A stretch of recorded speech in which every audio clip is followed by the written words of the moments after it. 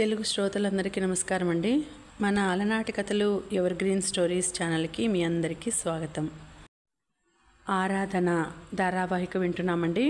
రచన శ్రీమతి yes Sujathamma గారు. ఇక ఆలస్యం చేయకుండా మనం కథలోకి వెళ్ళిపోదామండి. వీడియో చూసిన వెంటనే లైక్ చేసి షేర్ చేసి తప్పకుండా సబ్స్క్రైబ్ చేసుకోండి. మన ఛానల్ని బెల్ ఐకాన్ యాక్టివేట్ చేసుకోండి.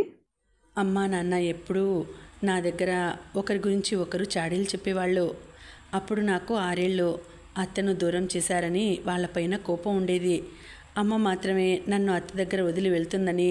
నాకు అమ్మ అంటే ఇష్టం. నాన్న దగ్గరికి వెళితే అమ్మ దగ్గరికి వెళ్ళమనేవాడు, అమ్మ దగ్గరికి వెళ్తే నాన్న దగ్గర ఉండమనేది. ఎప్పుడైనా వారిద్దరూ ఉంటే వారి మధ్య గొడవలు, ఉండలేకపోయేవాడిని. అంత తప్ప నాకు వాళ్ళ గురించి ఏమీ తెలియదు. అవునులే, మా హోటల్కు వచ్చింది కాబట్టి నాకు తెలిసింది, లేదంటే ఎవరికీ తెలిసేది కాదేమో. ఏంట్రా సస్పెన్స్లో పెట్టి చంపుతున్నావు? ముందే మూడవుట్లో ఉన్నాను, కాస్త అలజడిగా అన్నాడు. పృథ్వీని అలా చూడడం ఇష్టం లేక ప్రణవ్ చెప్పడం మొదలుపెట్టాడు. ఇంత సీరియస్ మ్యాటర్ అని నేను అనుకోలేదు. పృథ్వీ కనుకొలుకులలో తడి కనిపించింది. ప్రణవ్ పృథ్వీ చేతిని నొక్కుతూ, ప్లీజ్ పృథ్వీ, బాధపడకు. మా హోటల్ ఊరు చివర కదా ఉండేది, లోకల్ వాళ్ళు ఎవరూ రారు. పృథ్వీ అదోలా నవ్వి ప్రణవ్ భుజంపై చేయి వేసి ఆత్మీయంగా నొక్కాడు. పరువు కన్నా కుటుంబం ముఖ్యం. అత్త రాసిన మాటలు మననం చేసుకుంటూ అన్నాడు. అత్త రాసిన లెటర్స్ ఎన్నో మార్లు చదివినాక మనసులో నిలిచిపోయిన వాక్యాలివి. పృథ్వీ తన కారు దగ్గరకు వెళ్ళి అందులోని తన వస్తువులను తీసుకొచ్చి ప్రణవ్ కారులో పెట్టి ట్యాబ్ ఓపెన్ చేసి ప్రణవ్కిచ్చి, ఈ లెటర్ చదువుతూరా, నేను డ్రైవ్ చేస్తాను అన్నాడు. నాకు తెలుగు చదివేది రాదు, నువ్వే చదువు, నేను డ్రైవింగ్ చేస్తూ వింటాను. నాకెప్పుడు ఒంటరితనం అనిపించినా ఈ ఉత్తరాలే నా తోడు అంటూ చదవడం మొదలుపెట్టాడు పృథ్వీ, ఆశీస్సులు నాయనా, నువ్వు హాస్టల్లో ఉన్నావని ఏడవకు, దిగులు పడకు. నా చిన్నప్పుడు 2 సంవత్సరాలకే మా అమ్మ చనిపోయింది. ఎత్తుకునే వాళ్ళు లేరు, ఓదార్చే వాళ్ళు లేరు, ఒంటరిగా పడుకున్నాను. నువ్వు పుట్టే వరకు నా జీవితం అంతా అలాగే గడిచింది. నువ్వు ఎంతో అదృష్టవంతుడివి. నా చిన్నతనం నుండి ఎవరైనా నన్ను దగ్గరకు తీసుకుంటారేమో, నాతో ప్రియంగా మాట్లాడతారేమో అని పరితపించేదాన్ని. కానీ నీ జీవితం అలా కాదు. నీ బాగోగుల గురించి ఆలోచించే అమ్మా నాన్న ఉన్నారు. అందుకే వారు నిన్ను అక్కడ చేర్చారు. కావలసినంత మంది స్నేహితులు ఉంటారు. ఆడుతూ మాట్లాడుతూ చదువుకుంటూ బ్రతకొచ్చు. ధైర్యం వహించు. మీ అమ్మ నన్ను తిట్టిందని బాధపడకు. అమ్మ నిన్ను ఎందుకలా అనాలి అని అడిగావు. చిన్నవాడివైనా ఎంత చక్కగా ఆలోచించావు. మీ అమ్మ అంటే ఎవరు? మా వదిన కదూ. తను అన్నంత మాత్రాన నా పరువు పోతుందా? పరువు కన్నా ముఖ్యం కుటుంబం. అంతేకాక నా చిన్నారి తండ్రి పృథ్వీని నాకు అందించిన దేవతరా మీ అమ్మ. నీకు ఇప్పుడు 8 సంవత్సరాలు దాటాయి. నేను నీ దగ్గరికి వస్తూ ఉంటే నీ చదువు పాడవుతుందని తన బాధ కాబోలు. నువ్వు బాగా చదువుకుని గొప్పవాడివయ్యి నా దగ్గరికి రా. అంతవరకు ఏ దిగులు పెట్టుకోకు. మా పృథ్వీ చాలా ధైర్యవంతుడు కదా. అత్త మాట విని నవ్వుతూ ఉంటాడు. ఎవ్వరి మాటలు పట్టించుకోకు. అమ్మ లేని లోటేమిటో నాకు తెలుసు. అమ్మ లేకపోతే మన అభివృద్ధి ఉండదు. మన మంచి కోరేది అమ్మ మాత్రమే. అమ్మ చెప్పిన మాట విను. నిన్ను కలవాలని ఉన్నా నీ మంచి కోసమే దూరంగా ఉన్నా. ఇలాంటి లెటర్స్ నా దగ్గర ఎన్నో ఉన్నాయి. ఒంటరితనం అనిపించినా, హాస్టల్లో పిల్లలు కొట్టినా అత్తకు చెప్పుకోగలిగాను, అమ్మకు చెప్పుకోలేకపోయాను. నా మాటలు వినేది కాదు. మీ టీచర్కు ఎందుకు చెప్పవు అని వాళ్ళకి ఫోన్ చేసి మాట్లాడేది. వారు కోపంగా ఇంటి వరకు ఎందుకు తీసుకెళ్ళావు అని కోప్పడేవాళ్ళు. తర్వాత ఎవరికి చెప్పుకోవడం మానేశాను. అమ్మ నాన్న మాటలు ఆ వయసులో అర్థం కాలేదు. ఇప్పుడు నాకు అర్థమవుతోంది.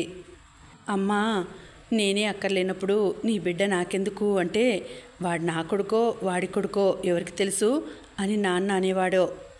ఆ మాటతో అమ్మ రెచ్చిపోయి వస్తువులన్నీ విసిరి కొట్టేది. హాస్టల్కి వెళ్ళాక ఇవేం తెలియలేదు.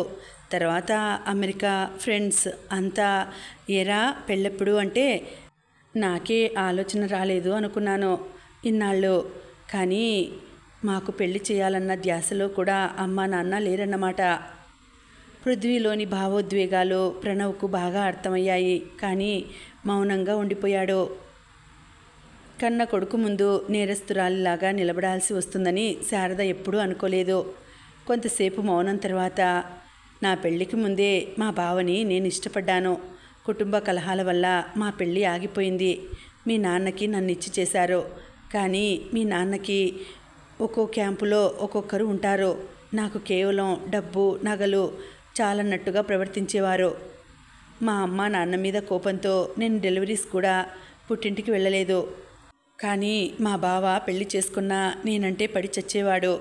మీ నాన్న ఇలా ఉండడంతో నేను నా దారి నేను చూసుకున్నాను. విడాకులు తీసుకుందామంటే ఒప్పుకునేవారు కాదు. నేను ఓదార్పు కోసమే బావ దగ్గరికి వెళ్తాను. పృథ్వీ తల్లి చేతిని ఆప్యాయంగా తన చేతిలోకి తీసుకున్నాడు. తల వంచు కూర్చున్న శారద ఒడిలో తల పెట్టుకొని, అమ్మా, నాన్నది తప్పే కాదనను. కానీ నువ్వేం చేస్తున్నావు? మీ బావతో నువ్వు ఉండడం అతని భార్య చూసిందనుకో. మీ బావపై కోపంతో ఆమె మరొకరి దగ్గరికి వెళ్ళాలా? అది సబబేనా? అలా అయితే భార్యాభర్తలు అంటే అర్థమే లేకుండా పోతుంది. ఇక మనుషుల్ని ఎలా నమ్ముతాం? అమెరికాకు వెళ్ళినాకే అర్థమైంది భారతీయ స్త్రీ యొక్క గొప్పతనం. వాళ్ళు అక్కడ భారతీయతకు, ముఖ్యంగా భారతీయ స్త్రీకి చాలా విలువ ఇస్తారు. దాన్ని మనం కాపాడుకోవాలమ్మా, నచ్చ చెప్తున్నట్టుగా అన్నాడు పృథ్వీ. కృష్ణకుమార్ కొడుకు ముందు నిలబడలేకపోయాడు. మీరు తప్పు చేస్తూ అమ్మ తప్పు చేస్తోంది అనడం తప్పు నాన్న, డైరెక్ట్గా మ్యాటర్లోకి వచ్చేస్తూ అన్నాడు. కాస్త తడబడినా ఏమిటి అని అడిగాడు బింకంగా. మీరు పొద్దున్న హోటల్లో గొడవ పడ్డం నేను చూశాను. అమ్మకు బుద్ధి చెప్పలేకపోయావా? నా దగ్గరకు వచ్చావు. అమ్మను అడగాల్సినవన్నీ నేను అడిగాను. తను కేవలం మీ నుండి లభించని ఓదార్పు కోసమే వెళుతోంది. ముఖ్యంగా మీపై కోపంతో. అతడే కావాలనుకుంటే లేచి వెళ్ళిపోదా? ఊరి చివర ఉన్న హోటల్కి వెళ్ళాలా? వెళ్లే ముందు తనే చెబుతుందటగా అక్కడున్నానని. తప్పు చేయాలనుకుంటే సీక్రెట్గా ఉంచుతుంది. మీకెందుకు చెప్పి వెళ్తుంది? మీరు రావాలి అనేగా, మిమ్మల్ని రెచ్చగొట్టాలి అనేగా. అతడే కావాలనుకుంటే పుట్టింటి పేరుతో వెళ్ళి అక్కడే కలవదా? మీ అలవాట్లు మార్చుకోండి. ఇంత వయసు వచ్చింది. మీ పిల్లలు మిమ్మల్ని చూసి ఏం నేర్చుకుంటారు? ఒకరి మీద ఒకరు కక్షతో మీ నైతిక విలువలు పోగొట్టుకుంటున్నారు. మీకు నా పుట్టకపై నమ్మకం లేకపోతే మా ఇద్దరికీ DNA టెస్ట్ చేయించండి, సీరియస్గా అన్నాడు పృథ్వీ. చెట్టంత ఎదిగిన కొడుకు నిలదీసినట్టు మాట్లాడుతుంటే మరేం మాట్లాడలేక మౌనంగా ఉండిపోయాడు. ఇంటికి వచ్చినప్పటి నుంచి అన్యమనస్కంగానే ఉంది దేవిక. అలా ఉన్నావేమిటి? అడిగాడు వాసు. తల అడ్డంగా ఊపినా మొహంలో అలసట తెలుస్తోంది. ఎప్పుడూ ఏదో ఒక నిష్ఠూరం అంటూ వాళ్ళ ఇంటికి వెళ్తూనే ఉంటుంది. కానీ పెద్దగా పట్టించుకోదు. అలాంటిది వచ్చినప్పటి నుంచి ఏమాత్రం హుషారు లేకుండా ఉండడం వాసుకి ఆశ్చర్యం అనిపించింది. ఏమైంది? మళ్ళీ అడిగాడు. నిట్టూర్చింది కానీ ఏమీ చెప్పలేదు. ఎలాగూ తనే వచ్చి చెప్తుంది, ఓపిక పడదామని వాసు ఊరుకున్నాడు. మళ్ళీ మనసు ఊరుకోక, పొద్దున్న ఫోన్ మర్చిపోయావు. నర్మద నీతో మాట్లాడాలని ఫోన్ చేసింది. ఫోన్ తీసుకువెళ్ళలేదు అని అంటే రాగానే మీ చేత ఫోన్ చేయించమంది అన్నాడు. దానికి కూడా పెద్దగా రెస్పాండ్ అవ్వలేదు దేవిక. అనాలోచితంగానే పనులు చేస్తూ అది కూడా సక్రమంగా చేయలేక వచ్చి భర్త దగ్గర కూర్చుంది. పొలం దగ్గరకు వెళ్ళావా? ఏదో ఒకటి అడగాలి కనుక అడిగినట్టుగా అడిగింది. మిరపనారు కదా, ఏం వెళ్ళలేదులే అని వెళ్ళలేదు. ఇస్తివా? ఏమన్నారు వాళ్ళు?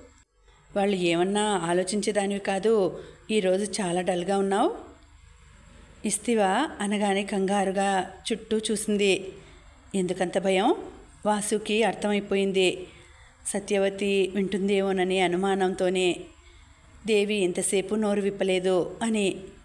సరేలే, పాపతో మాట్లాడు అన్నాడు ఫోన్ అందిస్తూ. కూతురుకు ఫోన్ చేసింది. ఇంతసేపు పట్టిందా అమ్మా నీకు అక్కడ? అడిగింది. ఏవో మాట్లాడుకుంటూ ఉండిపోయాంలే. వచ్చాడా మీ పృథ్వీ? వెటకారంగా అడిగింది. ముందే బాధలో ఉందేమో. చిన్న పెద్ద లేకుండా పొగరు మాత్రం బాగా పెరిగింది. కోపంగా అంది. చిన్న పెద్ద లేకుండానా? సరేలే, నువ్వు ఏదో చిరాకులో ఉన్నావు, రేపు మాట్లాడతా అంటూ ఫోన్ పెట్టేసింది. దేవిక లేచి మళ్ళీ లోపలికి వెళ్ళింది. అన్నం పెట్టే పనులు, పెట్టిచ్చే పనులు ఏమీ పెట్టుకోలేదు దేవిక. ఎందుకంటే పెట్టే వరకు ఉండాలని వాళ్ళు అనుకోకూడదు. వంట అయినప్పుడు ఎప్పుడు కావాలంటే అప్పుడు తింటారు. ఆ మాత్రం స్వతంత్రం కూడా వాళ్ళకు ఉండాలి అని మొదటి నుండి పిన్నికే వదిలేసింది. తిండి తిన్న కాసేపటికి అంతా పడుకుంటారు. సత్యవతి భర్త దగ్గరగా కూర్చుని ఉంది. దేవిక వచ్చినాక ఏం కబుర్లు అని ముందే అడిగి తెలుసుకుంటుంది. ఈరోజు ఏం లేవు అని దేవిక చెబితే దేవిక మొహం అదోలా ఉండడం చూసి ఏమై ఉంటుందా అని ఎదురు చూసింది. కానీ దేవిక ఏ విషయం మాట్లాడలేదు. దేవిక పుట్టింటి నుంచి వచ్చినప్పటి నుంచి జరిగిన విషయాలన్నీ పూసగుచ్చినట్లు చెప్పడం మొదలుపెట్టింది. మా వదిన నన్ను అలా బయట ఉంచడం నాకు చాలా బాధ అనిపించింది. కనీసం వాడి మొహం కూడా నేను చూడకూడదా? అంత తప్పు నేనేం చేశాను? తర్వాత ఎందుకో ఇంట్లోకి వెళ్ళబుద్ధి కాలేదు. అలాగే పెరట్లో కూర్చున్నాను. తర్వాత మా వదిన వచ్చి నన్ను పిలిచింది. వెంటనే డబ్బులు ఇచ్చి వచ్చేయాలి అనుకున్నాను. లోపలికి వెళ్ళగానే వదిన చేతికి డబ్బులు ఇచ్చాను. ఏమిటి అని అడిగింది. ఆ అడిగిన తీరుకు 50,000 రూపాయలు వదిన మీకు ఇవ్వాలి కదా అన్నాను మెల్లగా. అసలు ఎంత తీసుకున్నావు ఏమిటి అని అడిగింది నన్ను. నాకు అర్థం కాలేదు. అంతకు మునుపు 2 లక్షలు ఇచ్చినప్పుడు కూడా ఎందుకు ఇస్తున్నావు అంది. హాస్పిటల్లో ఉన్నప్పుడు సహాయం చేశారు కదా అని అన్నాను. మౌనంగా తీసి పెట్టుకుంది. ఇప్పుడు ఎంత తీసుకున్నావు అని ప్రశ్నించగానే, అంటే తాను ఇవ్వలేదా, మరి ఎవరిచ్చినట్టు నాకు డౌట్ వచ్చింది. నేను మౌనంగా ఉండేసరికి అన్న దగ్గరికి విసవిసా వెళ్ళింది. వెళ్ళగానే గట్టిగా ఎంతిచ్చావు ఆవిడ గారికి? పెద్ద నా చెల్లెలే కాదు అన్నట్టు పట్టించుకోనట్టు ఉంటావు కదా, అంత డబ్బు ఎలా ఇచ్చారు అంటూ దెబ్బలాడింది. నాకు అన్నయ్య ఇచ్చాడా? ఆయనకి నా మొహం కూడా సరిగ్గా తెలీదు. వదిన ఇచ్చిందని ఇంతవరకు నేను అనుకున్నా. దానికి నేను డబ్బులు ఇవ్వడం ఏంటి? నేనెందుకు ఇస్తాను? యాక్సిడెంట్ అయినప్పుడు ఇచ్చారట కదా. దానికి యాక్సిడెంట్ అయిన విషయం కూడా నాకు తెలియదు. ఇవ్వకపోతే ఊరికే ఇవ్వవలసిన అవసరం ఆమెకేమి? ఇదిగో నేను నిజమే చెప్తున్నాను, నేను ఇవ్వలేదు. అది ఎందుకు ఇస్తోందో నాకు అర్థం కావడం లేదు. ఇస్తే తీసుకో, నష్టమే ఉంది అన్నాడు. వారి సంభాషణతో వారిరువురు నాకు డబ్బులు ఇవ్వలేదు అన్న విషయం అర్థమైంది. వాళ్ళు ఇవ్వకపోయినా నా వద్ద డబ్బులు తీసుకుంటే నష్టం లేదా? అసలు యాక్సిడెంట్ అయినది మీకు అన్న విషయం కూడా తెలియదా? వాళ్ళని నేను కోరుకుంటున్నాను తప్ప వాళ్ళు నన్ను కోరుకోవడం లేదు. ఈ జన్మలో నేను వాళ్ళని నా వాళ్ళుగా చేసుకోలేను. ఇంకెందుకు నాకు ఈ ప్రాకులాట? వారిద్దరూ వాదించుకొని చివరికి వదిన నాతో చెప్పా పెట్టకుండా బయటకు వెళ్ళిపోతోంది. ఇక నాకు అక్కడ ఉండబుద్ధి కాలేదు. నేను వెళ్తున్నాను అని చెప్పి వచ్చేశాను. మరి అంత డబ్బు నీకెవరిచ్చినారు? అదే అర్థం కావటం లేదు. ఆ రోజు చాలా దిగులుగా తల మంచం కానిచ్చి క్రిందనే కూర్చుండిపోయాను. చేతిలో చిల్లి గవ్వలేదు. నువ్వు స్పృహలో లేవు. ప్రణవ్, నర్మద చిన్నవాళ్ళు. నాకు ఎవరి దగ్గరికి వెళ్ళి డబ్బులు అడిగిన అలవాటు లేదు. విధి లేక మా అన్న వదినలకు ఫోన్ చేశాను. మా వదిన నేను బయట ఉన్నాను అని చెప్పింది. మా అన్న నేను బిజీగా ఉన్నాను, ఎవరో ఒకరు వస్తారులే అన్నాడు. వాళ్ళ ముక్తసరి జవాబులతో నేను వాళ్ళని ఏమీ అడగలేకపోయాను. రాత్రంతా నిద్రలేకపోవడంతో ఎప్పుడు కళ్ళు మూసానో కళ్ళు తెరిచేసరికి ఒడిలో బరువుగా కవర్ ఉంది. ఏమిటిది అని తెరిచి చూస్తే అందులో డబ్బులున్నాయి. దాంతోపాటు ఒక కవర్పై హాస్పిటల్ ఖర్చులకు అని రాసిన పేపర్ కూడా ఉంది అంటూ 10 సంవత్సరాలుగా దాచిన పేపర్ని తీసి భర్తకు చూపించింది. ఈ హ్యాండ్ రైటింగ్ నువ్వేమైనా గుర్తుపట్టగలవా అడిగింది. ఊహు పరిశీలనగా చూసి తల అడ్డంగా ఊపాడు. మరో ఉత్తరం ఇచ్చింది. అది పృథ్వీ రాసింది. ఈ 2 హ్యాండ్ రైటింగ్లను చూడండి.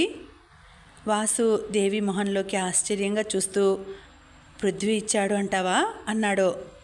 సందేహమే లేదు, వాడికి తప్ప నేనంటే ఇంకెవరికి అభిమానం లేదు. వాడు ఎలా? ఒడిలో ఉన్న డబ్బు చూసి ఎవరైనా వచ్చారా అని నర్సును అడిగాను. ఒక ఆవిడ మాత్రం హడావిడిగా వచ్చింది. లోపలికి తొంగి చూసి వెనుతిరిగి వెళ్ళిపోబోతుంటే ఆపి వివరం అడిగాను. మీకు సంబంధించిన వాళ్ళేనట, కానీ వాళ్ళ అబ్బాయి ఫారెన్ వెళ్తున్నాడట. ఆ హడావిడిలో ఉన్నానంది. ఆవిడ వద్ద మందులకు కూడా డబ్బులు లేవు అని చెప్పాను. తల ఊపి వెళ్ళింది అన్నది నర్సు. ఇక నేను తనే ఇచ్చి ఉంటుందనుకున్నాను, అంతే తప్ప వేరే విధంగా ఆలోచించలేదు. అంత డబ్బు అవసరం అవుతుందని ఇచ్చిందేమో. మీరు కోలుకున్నాక తిరిగి ఇచ్చేద్దాం అనుకున్నాను. ప్రణవ్ని కాలేజీలో చేర్చాల్సి వచ్చి మనం డబ్బులు మొత్తం వాడేసుకున్నాం.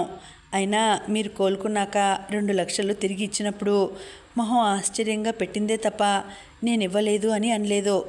కానీ ఈరోజు జరిగిన సంఘటనతో ఆ రోజు మన పక్క బెడ్డు అతను చెప్పిన విషయం గుర్తుకొచ్చింది. ఎవరో ఒక అబ్బాయి నీ దగ్గరకు వచ్చాడమ్మా, చాలాసేపు చూసి కన్నీళ్లు పెట్టుకొని వెళ్ళిపోయాడు అని చెప్పాడు. ఆ రోజు నేను పట్టించుకోలేదు, కానీ ఇప్పుడు అది పృథ్వీ తప్ప మరొకరు కాదు అని అనిపిస్తోంది ఆలోచనగా అంది దేవిక. వాసు కూడా ఆశ్చర్యపోయి అప్పటికే వాడికి అంత మెచ్యూరిటీ ఉందా అన్నాడు. దేవిక కళ్ళు తుడుచుకుంటూ నా బంగారు తండ్రి అంతే అంది. అవి ఆనంద బాష్పాలు అని వాసుకి అర్థమైంది. వాడు వెళ్ళేలోపు నేను ఎలాగైనా వాడిని కలవాలి స్థిరంగా అనుకుంది. పృథ్వీ బయటకు వెళ్ళడం చూసిన శారద, పృథ్వీ టిఫిన్ చేశావా అని అడిగింది. అదే ఫస్ట్ టైం ఏమో తల్లి టిఫిన్ చేశావా అని అడిగింది, గుర్తే లేదు. ఆగాడు, కానీ వెను తిరిగి చూడలేదు. చూస్తే కళ్ళల్లో తడి కనిపిస్తుందనుకున్నాడో ఏమో ఎడమ చేత్తో లేదన్నట్టు ఆడించాడు. తింటావా అని అడగడానికి శారదకే నోరు రాలేదు. నడిచి వెళ్తున్నావే అని అడిగింది. కారు డ్యామేజ్ అయింది. మరెలా? ప్రణవ్ వస్తాడు. ప్రణవా? నా స్నేహితుడు. తల్లి సందేహం అర్థమైంది. అత్తపై అంత ఇష్టం ఎందుకో అర్థం కావాల్సిన అవసరం లేదు. ఎందుకంటే తన కడుపున పుట్టిన బిడ్డైనా భర్త మీద కోపంతో ఆలనా పాలన వేరే వాళ్ళ మీద వదిలింది. మరి ఇతరుల గురించి నిస్వార్థంగా ఎందుకు ఆలోచిస్తుంది? తల్లి గురించి అలా ఆలోచిస్తుంటే చిన్నతనంగా అనిపించింది. ఆత్మీయత, అనురాగాలు పొందడానికి అదృష్టం ఉండాలి. కాంపౌండ్ దాటేసరికి ప్రణవ్ వచ్చి ఆగి హారన్ కొట్టాడు. హుండాయ్ కంపెనీ దగ్గరికి వెళ్ళి కారు స్టేటస్ తెలుసుకున్నారు. వాళ్ళు టైం పడుతుంది అనగానే కొత్త కారు కొనేసుకుందాంరా అన్నాడు పృథ్వీ. సరే, రిటర్న్ చేసేసి మార్చుకో. కొద్దిసేపు ఆ విషయంగా కార్ కంపెనీలోనే గడిపి ఇద్దరు బయటకు వచ్చారు. నీవు మరో వారంలో అమెరికా వెళ్ళిపోవాలి. కొత్త కారు ఎందుకు? మా అత్త ఎక్కడున్నా కనుక్కోవాలరా. ఆమె దగ్గర ఉంటేనే నేను కొంచెం మనశ్శాంతి పొందగలను. ఉండే ఈ వారం రోజుల్లో కనీసం 2 రోజులైనా అత్తతో ఉండాలనుకుంటున్నాను. ఇంతకు మునుపెప్పుడు ఇలా ఫీల్ అవ్వలేదు. ఈసారి ఏంటి? పృథ్వీ తల్లిదండ్రుల గురించి బాధపడుతున్నాడని ప్రణవ్ అనుకున్నాడు. పృథ్వీ, నా కారులో ఏదో కవర్ పెట్టి మర్చిపోయావు, తీసుకుంటావా? మర్చిపోలేదు, వదిలేశాను. వదిలేసావా? అదేంటి? ఏం చేయాలో తెలియలేదు. ఏంటో నువ్వు వింతగా మాట్లాడుతున్నావు. ఆ రోజు కూడా యాక్సిడెంట్ ఎందుకు జరిగింది అంటే ఏదో ఆలోచిస్తున్నాను అన్నావు. విషయం అడిగితే చెప్పవు. అలసటగా నుదురు రుద్దుకున్నాడు పృథ్వీ. చెప్పకూడదా? మనిద్దరి మధ్య ఇంతవరకు దాపరికాలు లేవు అనుకున్నాను నిష్ఠురంగా అన్నాడు. అసలు ఏమీ లేదురా, కానీ ఏంటో తెలియడం లేదు అంటూ ఫోన్ తీసి వీడియోస్ ఓపెన్ చేసి నర్మద డ్యాన్స్ చేసిన వీడియో చూపెట్టాడు. ఈ డ్యాన్స్ వీడియోని ఎన్నిసార్లు చూశానో నాకే తెలియదు. ఎందుకు చూస్తున్నానో అసలు అర్థం కావడం లేదు. చూసినంతసేపు మనసంతా హాయిగా ఉంటుంది. తనను కలవాలనిపిస్తుంది, మాట్లాడాలనిపిస్తుంది. కంపెనీ పని ఉన్నా మొన్న మదనపల్లికి ఎందుకు వెళ్ళానో తెలుసా? తనను చూడ్డానికే. కానీ అది ఒప్పుకోవడానికి అహం అడ్డొస్తోంది అని అనిపిస్తోంది. నిజం చెప్పాలంటే తను వేసుకున్న డ్రెస్ని మనం లాస్ట్ ఇయర్ టూర్కి వెళ్ళినప్పుడు నేను కొన్నాను. నీకు గుర్తుందో లేదో? అవును, ఆ పెద్ద ఆవిడని చూసి కొన్నావు. తను అదేలాంటి డ్రెస్ వేసుకొని డ్యాన్స్ చేస్తుంటే మైమరిచి చూశాను. తన డ్యాన్స్ నచ్చింది, పొగరు నచ్చింది, కానీ తను నన్ను అవాయిడ్ చేస్తోంది. అలసటగా అలజడిగా చెప్తున్న పృథ్వీని చూసి పగలబడి నవ్వి, అమ్మయ్యా, ఇన్నాళ్లకు దారికి వచ్చావు అన్నాడు. నేనేదో బాధగా మాట్లాడితే నవ్వుతావేంటి? బాధగానా? దాన్నే ప్రేమ అంటారు. ఛీ, ప్రేమ లేదు, దోమ లేదు. పాపం, అది నాకంటే చిన్నపిల్ల. చిన్నపిల్ల అయితే ఏంటి? ఎక్కడ మళ్ళీ స్నేహితుడు కాదంటాడేమోనని. అందులో తప్పేంటి? నీకు నచ్చింది, నీ మనసుకు ఎంత దగ్గర కాకపోతే అది అంటావు. నీలాంటివాడు ఆ అమ్మాయికి దొరుకుతాడా? ఊరుకోరా బాబు, అలాంటి ఉద్దేశం ఏమీ లేదు. తన డ్యాన్స్ బాగుందని మెచ్చుకుందామని సేమ్ డ్రెస్ నా దగ్గర ఉంది అని చెప్పాను అంతే. నా బాధంతా తనని నేను కేవలం అప్రిషియేట్ చేయాలనుకుంటే తనేదో నేను తన వెంట పడుతున్నట్లు ఫీల్ అయింది. ఫీల్ అవటమే కాక నన్ను చాలా చిత్కారంగా చూసింది. అదే నాకు చాలా బాధ అనిపిస్తోంది. నేను అలాంటి వాడినా? చాలా దీనంగా అడిగాడు. మళ్ళీ ప్రణవ్కు నవ్వు వచ్చింది. నవ్వు ఆపుకుంటూ, తను ఏమనుకుంటే నీకేంట్రా, నీ మనసులో ఏం లేనప్పుడు? ఏమీ లేదు, కానీ తను నా గురించి ఏదో అనుకుంటోంది, అది నచ్చలేదు. ఏమీ లేకనే మదనపల్లికి వెళ్ళడం, యాక్సిడెంట్ చేయడం జరిగిందా? ఇక నవ్వు ఆపుకోలేకపోయాడు ప్రణవ్ పగలబడి నవ్వడంతో పృథ్వీకి మరింత అవమానంగా అనిపించింది. తనను ఎవ్వరూ ఇంతవరకు వ్యతిరేకించలేదు. అందరూ తన స్నేహాన్ని కోరుకున్న వాళ్లే. అమ్మాయిలైతే తన కోసం అర్రులు చాపిన వాళ్లే. తనే వాళ్ళని సున్నితంగా తోసిపుచ్చాడు. తను ఏమీ పట్టించుకోకపోవడంతో వాళ్ళు దూరం అయ్యారు. అంతెందుకు, వారి పెళ్ళిళ్ళకు వెళ్ళినప్పుడు బంధువులు ప్రపోజ్ చేశారని. ఒకడైతే తన చెల్లెల కోసం కూడా అడిగాడు. ఎంతమంది తన కోసం అడిగితే తను ఏనాడు కూడా గ్రేట్గా ఫీల్ అవ్వలేదు. తనకు ఆ ఆలోచనే లేకుండా ఉండింది. ఈరోజు ఈ అమ్మాయి తన చూపులతో దూరం పెట్టింది. ఏమిటి, పెడితే కూడా పెట్టని ఎందుకు ఫీల్ అవ్వాలి?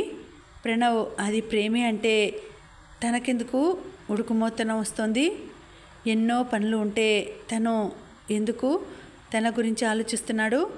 కోపం తెచ్చుకున్న ప్రతిసారి ఆ వీడియోలు ఎందుకు చూడడం? దాన్ని చూసి ఎందుకు ఉపశమనం పొందడం? మళ్ళీ తనని చూడాలనే కోరిక కలగడం. అసలు ఇప్పుడు కొత్త కారుతో పనే ఉంది.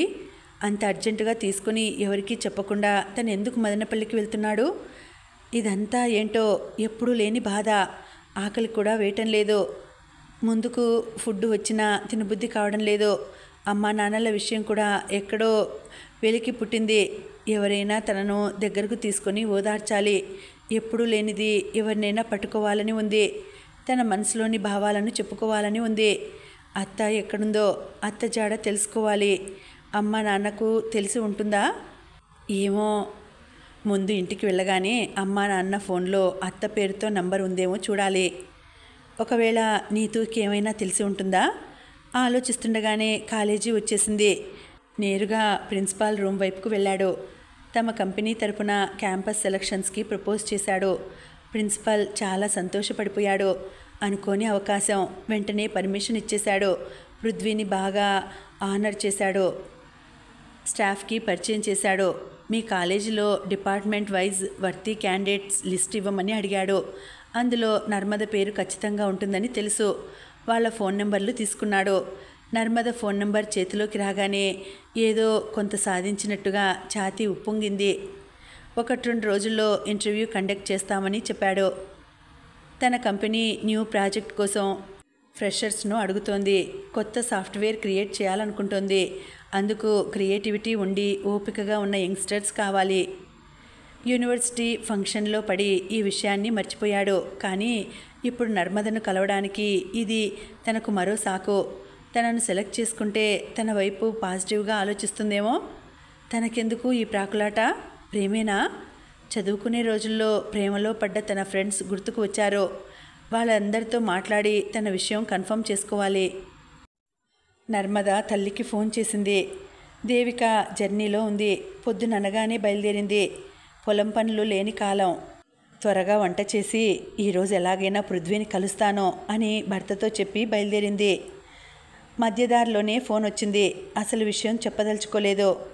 చెప్పు పాప అడిగింది దేవిక. ఎప్పుడు నర్మదను పాప అంటుంది. అమ్మా తీరిగ్గా ఉన్నావా? మరేం లేదమ్మా, మొన్న ఒక అబ్బాయి నా డ్యాన్స్ను పొగిడాడు అని చెప్పానే, అతను మళ్ళీ నాకు కనిపించాడు. పరిచయం పెంచుకోవాలి అనుకుంటున్నాడు అనుకుని అతనిపై కాస్త చిరాకు పడ్డాను. అలా ఎందుకు చేశావు? నీకేమైనా అతను నచ్చాడా? చిచి, ఏదో ఉన్నట్టు ఉంది. ఛీ, ఏంటమ్మా నువ్వు? లేకపోతే ఏమిటి? లేదు అని చెప్పడానికి అంత చిదిరించుకోవాలా? అమ్మా, నీ సలహా కోసం ఫోన్ చేశాను విసుగ్గా అంది. లేకపోతే సింపుల్గా లేదు అనొచ్చు కదా. అమ్మా, లేకపోయినా నన్ను ఎంకరేజ్ చేస్తూ చెప్పిన మాటలకు నేను నీకు మాట ఇచ్చాను. నీ మాట జవదాటనని. సరే, అతడు కనిపిస్తే ఎందుకు చిరాకు పడ్డావు? నేను చెప్పిన మాటల్లో మొదటిదే చిరాకు పడడమే అబ్బాయిలను ఆకర్షించడం అని చెప్పాను. మరి నువ్వేం చేశావు? ఓహ్, అలా కాదులేమ్మా, దూరం పెట్టాలనే అంది నర్మద. ఇంకేం చేస్తావు? 10 రోజులు అతని కంట కనపడకు. ఒకవేళ అతడు కనిపించినా చొరవ చూపినా ఒక అపరిచితురాలిలా ఉండిపో. ఒంటరిగా ఎక్కడకు వెళ్ళకు అంది దేవిక.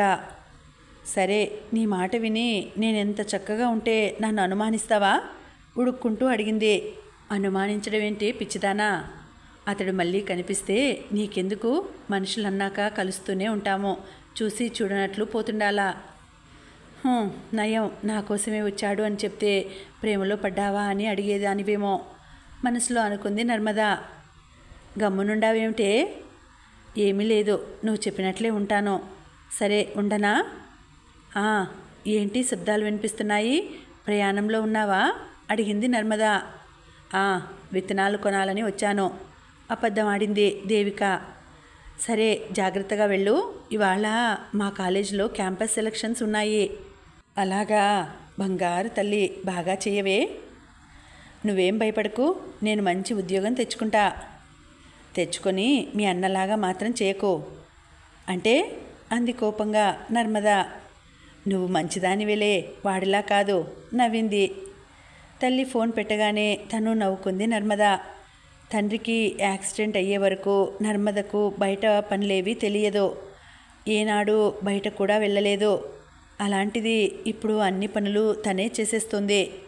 తల్లిని తలుచుకోగానే అభిమానంతో కళ్ళు చెమ్మగిల్లాయి. అమ్మను ఎలాగైనా సుఖపెట్టాలి అనుకుంది. ప్రణవ్ కూడా మంచివాడే, కానీ వాడికి వ్యవసాయం అంటే అస్సలు ఇష్టం లేదు. దాన్ని నమ్ముకుని ఏం బాగుపడ్డారని? ఈ చేసే కష్టమేదో బయట ఎక్కడన్నా చేస్తే కనీసం నెలకు 10,000 మిగిలేది అని అది వాడి మనస్తత్వం. దేవిక చెట్టు చాటుగా నిలబడింది. చిన్నప్పటి నుంచి తిరిగిన ఊరది. ఎవరైనా చూస్తారేమోననే ఫీలింగ్. 25 సంవత్సరాల క్రితం వదిలేసిన ఊరు. గుర్తుపట్టేవాళ్ళు తక్కువ. తను ఎప్పుడు వచ్చినా ఇంట్లోనే సరిపోతుంది. వదిన, అన్న ఇద్దరూ బయటకు రారు. వాళ్ళు ఎప్పుడూ కారులోనే వెళ్ళిపోతారు. ఒకవేళ బయటకు వచ్చినా కారు చూసి పక్కకు తప్పుకోవచ్చు. పృథ్వీ కూడా కారులోనే పోతున్నాడు. కారులో వస్తే ఎలా ఆపడం? అడ్డంగా వెళ్ళి ఆపితే ఆపుతాడా?